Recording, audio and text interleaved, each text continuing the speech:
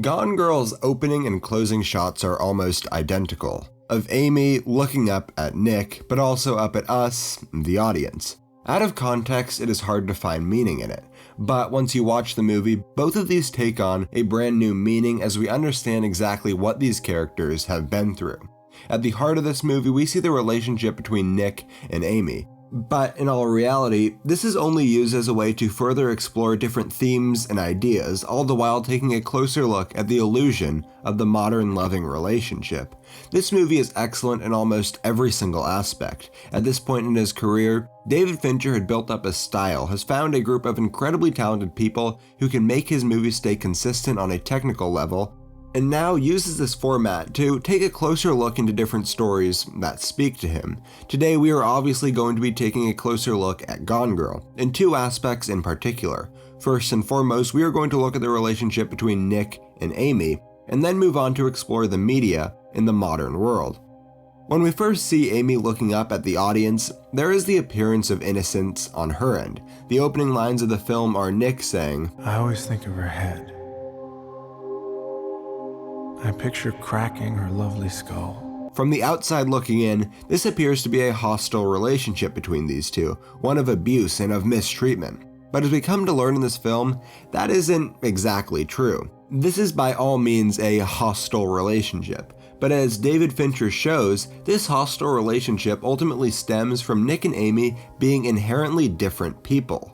Let's take a look at their families. Nick grew up in a very supportive family. He has a sister for whom he cares considerably. He was very close with his mother and even moved back home to take care of her. He is on the outs with his father. This really isn't explained, but we do know that Nick still takes care of his father. If I had to guess, it would seem like they had a dispute or a disagreement, but they still care about each other enough because of their familial bond. Amy, on the other hand, grew up rich. She was an only child with two very successful parents. They pushed her to do her best, and she always succeeded. She doesn't seem very close with her parents. They obviously care for her, but they aren't a huge part of her life. The reason I wanted to mention this is that they are two very, very different people. They grew up in different parts of the world, have different family structures, have different morals, different levels of education, and yet they made each other happy. When they first met, they were happy together, but as this film shows, when there are two people who are as different as these are, living together, things are going to go downhill. People who are inherently different aren't fit to pretend to be the same. This difference grows into disdain as the two try to live together and to try and appreciate one another, but it doesn't work. The woman that Nick feels closest with isn't his wife, but instead his sister. In the film, someone talks about this and calls it Twincest, when in all reality, that is not true. Nick and his sister care for one another because they have lived such similar lives. They have had to deal with some hardships, and that has made their relationship stronger. They relate to one another because they are so similar. Now, this is by no means sexual. But it seems like today, people want to label everything in a particular way, when most things can't be labeled. When we see the same shot at the end of the movie, we hear, "What have we done to each other?" This shows that the abuse that we saw in the movie wasn't physical.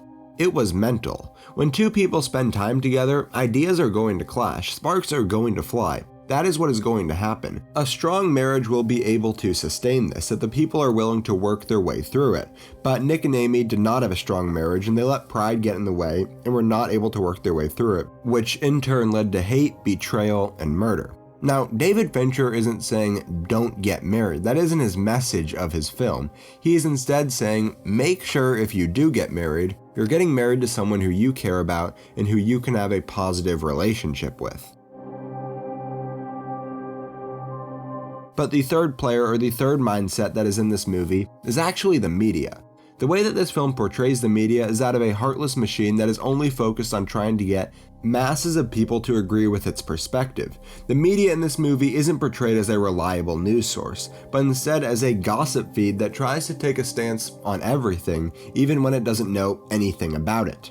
As we learn, early on in the investigation, nobody knows what actually happened. Well, nobody besides Amy, but that doesn't stop the different news sources from trying to act like they are experts. In this movie, the point of the media isn't to objectively tell you what has been happening, but instead to try and convince you to believe one thing. At this point in the film, Ellen Abbott, the anchor who appears to have a personal vendetta against Nick, tells the world that he killed his wife. Later, once it turns out that she was wrong, she buddies up to him and pretends like she was just doing her job. But this extends outside of the world of the film and into our real world too. In his director's commentary, David Fincher said, in order to market this movie the right way, the team behind the trailers would have to make it look like Nick is at least somewhat responsible. In the trailer, it leads the audience into believing that Nick killed his wife. Did you kill your wife, Nick? When Ellen asks if Nick does kill his wife, there's hesitation, as if it appears like he might say yes. This in a way shows how easy it is for people to be led to believe something, especially when we see it on TV. There is an inherent cultural bias for people to believe what they are told when it comes from someone in a power position. People believe that the news anchors are there to tell us facts, when in all reality, that may not be true. One of the most important parts about this movie is actually some advice that it gives. Advice for the news. That they have incredible power, but the way that they wield it is quite frankly irresponsible. In the past, news has been able to change public perception, manipulate what people think about court cases, try and change the outcome of elections. I think I'm going to stop right here because I don't like talking politics when we should be talking movies. But I'd like to end this video with some advice. Today, more than ever, it is important to be informed. Our world is changing at a rate faster than ever.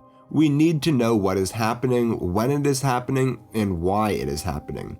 However, what we normally think of as a news source is not always reliable. I'm no conspiracy theorist. I don't want to tell you what to do and what not to do. But my advice, if you take anything from Gone Girl, would be please be careful when looking online or watching the news.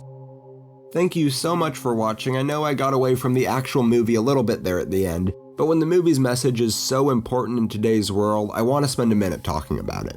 Next week, we are going to be looking at Pulp Fiction. There's a link to that video on the right of the screen, and that's going to be out next Saturday. On the left of the screen is my last video, and we looked at Steve Jobs. Thanks for watching, and be sure to check out movierehab.com for a lot of reviews of theatrical releases, but also movies new to DVD and Blu-ray, along with lists, essays, and a whole lot of other really great content.